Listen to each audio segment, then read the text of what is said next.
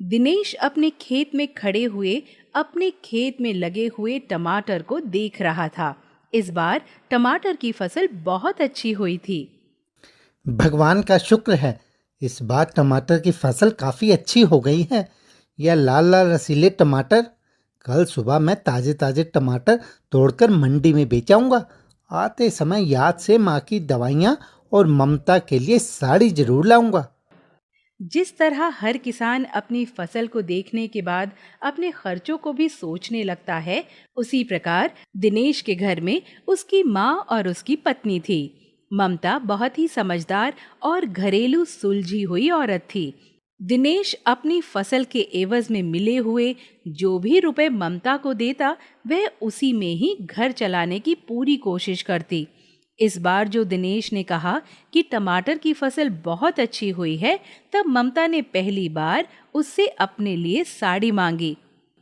अगर तुम कह रहे हो कि फसल इतनी ही अच्छी हुई है, तो इस बार तुम मुझे पीले रंग की साड़ी ला दो। मुझे ये रंग बहुत पसंद है और मेरे पास इस रंग की एक भी साड़ी नहीं है। यह कौन सी बड़ी बात है। मैं परसों जब टमाटर की फसल मंडी में बेचने जाऊंगा, तब तुम्हारे लिए साड़ी लेता हुए ही आऊंगा, और माँ की दवाइयाँ भी।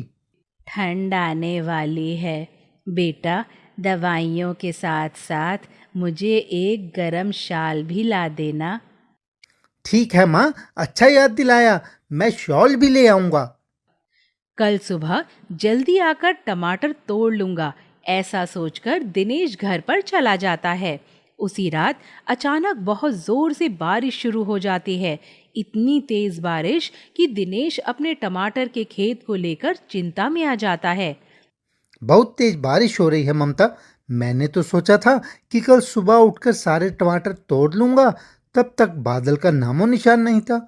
और अब अचानक से इतनी तेज बारिश, भगवान खेत को कुछ ना हुआ हो। इस मौसम में इतनी तेज बारिश आती तो नहीं है। ये तो बेमौसम बरसात है। चिंता तो मुझे भी बहुत हो रही है। अक्टूबर के महीने में इतनी तेज बारिश कभी नहीं होती थी, लेकिन उस रात जो बारिश हुई, सुबह उठकर जो दिनेश ने देखा तो सर पकड़कर बैठ गया। पौधों पर लगे हुए बहुत अधिक मात्रा में पके हुए टमाटर सब जमीन पर पड़े हुए थे, और पौधे भी तेज बारिश के कारण इधर उधर पड़े हुए थे। हे भगवान, कितना बड़ा पैर उठाया तूने मुझ गरीब के ऊपर। एक ही रात में सारे सपने चकनाचूर कर दिए। मिट्टी पूरी तरह गारा बन गई थी। दिनेश पौधों को किसी तरह खड़ा करने की कोशिश कर रहा था, लेकिन पानी इतनी अधिक मात्रा में था कि पौधे लग नहीं रहे थे। आखिर में वह दुखी होकर घर की तरफ चल देता है। तभी वह रास्ते में देखता है कि दो तीन आदमी एक लड़की को परेशान कर रहे हैं। शर्म नहीं आती तुम लोगों को इस बेचारी लड़की को परेशान करते हुए। यह कहकर दिनेश वहां पे पड़े हुए दो चार पत्थर उठाकर उन लोगों को मारने के लिए आता है। तुझे यह लड़की बेचारी लग रही है? हमने अभी अभी देखा है, यह एक परी है। हम लोग इसे तब तक नहीं जाने देंगे जब तक कि ये हम लोगों को बहुत अमीर नहीं बना देती। दिनेश लड़की को ध्यान से देखता है। वह एक साधारण सी लड़की लग रही थी। उसे वह कहीं से भी परी नहीं लग रही थी। छोड़ो इस लड़की को, यह कोई परी दिखाई दे रही है। अगर तुम लोगों ने इसका हाथ नहीं छोड़ा तो मैं अभी तुम लोगों का सर फोड़ दूंगा। ये लोग मुझे मेरे घर नहीं जाने दे रहे। कितनी देर हो गई है, मैं इनसे कह कहकर थक गई हूँ। आप मेरी मदद कीजिए। क्यों झूठ बोल रही है? हमने अभी अपनी आंखों से देखा था। ये वहां आसमान से नीचे उतरी और आकर साधारण सी लड़की का रूप धर लिया। हम तुझे छोड़ देंगे, बस तू हम लोगों को माला माल कर दे। यह भी तो हो सकता है कि तुम लोग झूठ बोल रहे हो। छोड़ो इस लड़की को।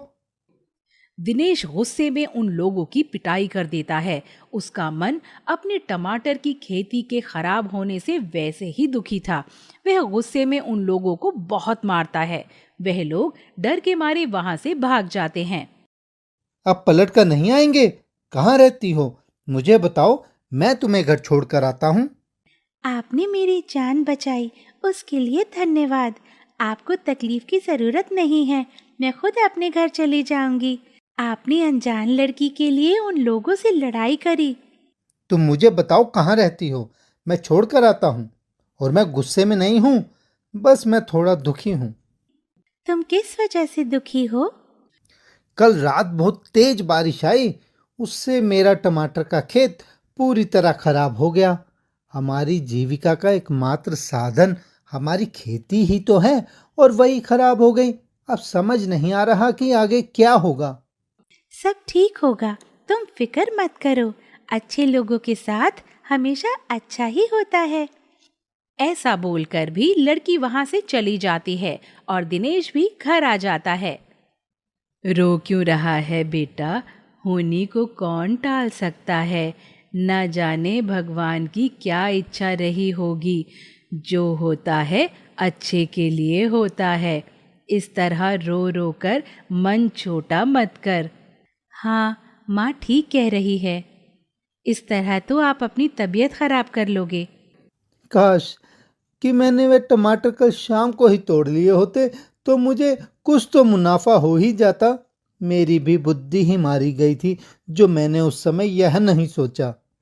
ममता, जा बेटा, इसको एक गिलास पानी ला कर दे। पानी पिएगा तो मन शांत हो जाएगा। ममता पानी लेने के लिए रसोई में जाती है। दिनेश वही माँ के पास बैठा होता है और माँ उसके सर पर हाथ फेर कर उसे चुप करा रही थी। देखते ही देखते एक पूरा हफ्ता निकल जाता है। मिट्टी काफी हद तक सूख चुकी थी। दिनेश वहां पर से सड़े गले पौधों को हटाने लगता है। तभी उसकी नजर एक नन्हे से पौधे पर पड़ती है, जिसपे बहुत सारे टमाटर आए हुए थे। इतनी भारी बारिश में तुम आखिर बच गए। जब तुमने हार नहीं मानी, तो फिर मैं कैसे मान सकता हूँ। मैं दोबारा से अपने खेतों को तैयार करूंगा। दिनेश सारे खेत को ठीक कर देता है और वह नन्हा पौधा अभी भी उसी तरह खड़ा हुआ था। दिनेश उस पर लगे हुए वह 12 टमाटर तोड़ लेता है और उसके आसपास की मिट्टी को भी ठीक करके वह टमाटर लेकर घर आ जाता है। अरे ये टमाटर! हाँ, सारा खेत खराब हो गया है, और उसी में एक नन्हा सा पौधा खड़ा हुआ था, जिस पर ये टमाटर लगे हुए थे। लो, इन्हें घर के खाने में ही इस्तेमाल कर लेना। ममता टमाटर लेकर उन्हें धो के टोकरी में रख लेती है।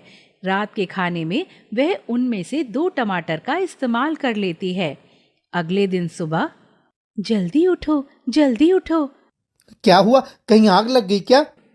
वो वो वो टमाटर जो तुम कल खेत से लाए थे ना, मैंने उन्हें वहां टोकरी में रखा था।